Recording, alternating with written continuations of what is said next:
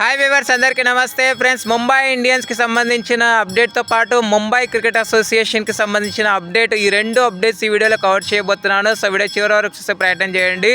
So ముందుగా Mumbai cricket అసోసియేషన్కి సంబంధించిన update ఏంటంటే, ముంబై క్రికెట్ అసోసియేషన్ ఒక కీలకమైన నిర్ణయం అయితే తీసుకుంది. అదేంటంటే ఎన్ఎంఆర్ ప్రాంతంలో 1,00,000 మందికి పైగా కెపాసిటీకి సంబంధించిన స్టేడియంని నిర్మించాలని ముంబై క్రికెట్ అసోసియేషన్ కీలకపాటి నిర్ణయం అయితే తీసుకుంది. దీనికి సంబంధించిన భూసేకరణకు సంబంధించిన అప్డేట్ కూడా ఇది కొన్ని వర్క్స్ అయితే నడుస్తున్నాయి.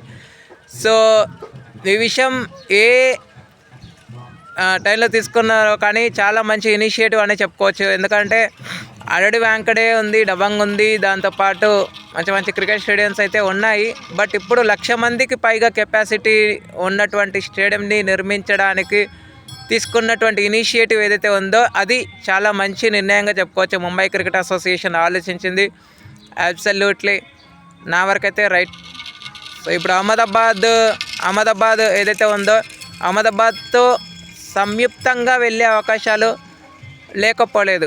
అండ్ ఇక ముంబై ఇండియన్స్కి సంబంధించిన అప్డేట్ గైస్, ముంబై ఇండియన్స్లో మనకి మిచ్ శాంక్నర్ వచ్చేసాడు. మొత్తానికి క్యాంప్లో జాయిన్ అయ్యాడు. కొన్ని అనివార్య కారణాల వల్ల తను మొత్తానికి లేట్గా జాయిన్ అవ్వడం అయితే జరిగింది.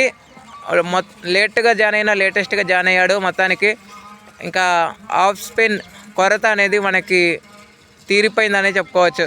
విల్ జాక్స్ రావాల్సి ఉంది. విల్ జాక్స్ వస్తే ఇక పూర్తి కొరత పోయినట్టే. ఓకే ఫ్రెండ్స్, ఈ విషయాన్ని ముంబై క్రికెట్ అసోసియేషన్ తాజాగా వెల్లడించడం విశేషం. Thank you friends. ఇలాంటి అప్డేట్స్ కోసం ఛానల్ని సబ్స్క్రైబ్, షేర్, లైక్, కమెంట్ చేయండి. మరొక అప్డేట్తో మీ ముందు ఉంటాను ఫ్రెండ్స్. అంతవరకు సెలవు, నమస్కారం.